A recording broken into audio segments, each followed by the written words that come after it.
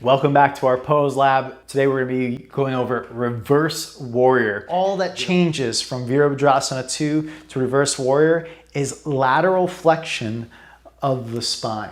In addition to that, the upper arm goes into flexion up overhead. And so that makes a big difference that when the arm is overhead, we know that in order to avoid shoulder impingement, we have to reach up, which increases the stretch of latissimus dorsi. And of course, because of the side bend, the stretch of your internal and external obliques. So let's take a look at this. We have required flexibility, the internal and external obliques, as I mentioned, because we are in lateral flexion on this side. That means this side is lengthened. We are opening the oblique muscles.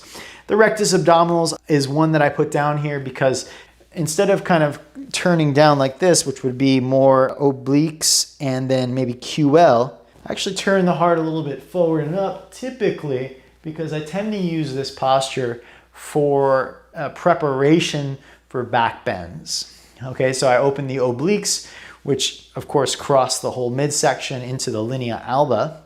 I open up these side body muscles, but if you turn it a little bit, you start to stretch the rectus abdominis as well, preparing you to go into greater extension of the spine.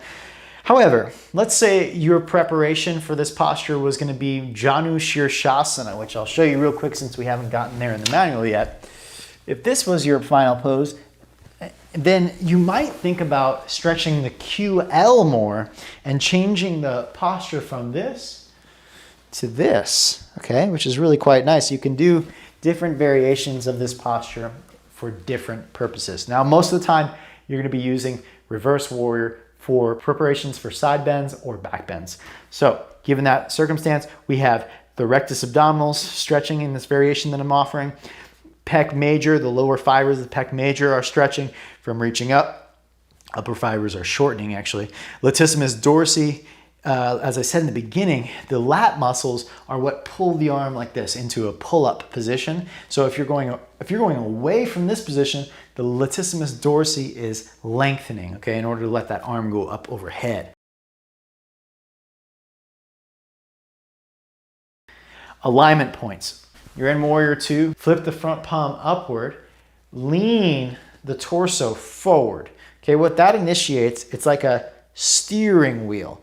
So most people, when they do this, instead of laterally flexing the spine, they actually tip at the pelvis like this, and what's called lateral deviation, or they move the spine, they slide it side to side rather than lateral flexion. So that would look like this. A lot of people do this, okay? This is not, I mean, a little lateral flexion, but not a lot. So you're not really getting at the obliques there. So when we do reverse warrior, my suggestion is that your intention is to laterally flex the spine by increasing the distance here. Helps to activate transverse abdominis, that compression of the abdominal cavity and the thoracolumbar fascia toward each other by activating transversus abdominis.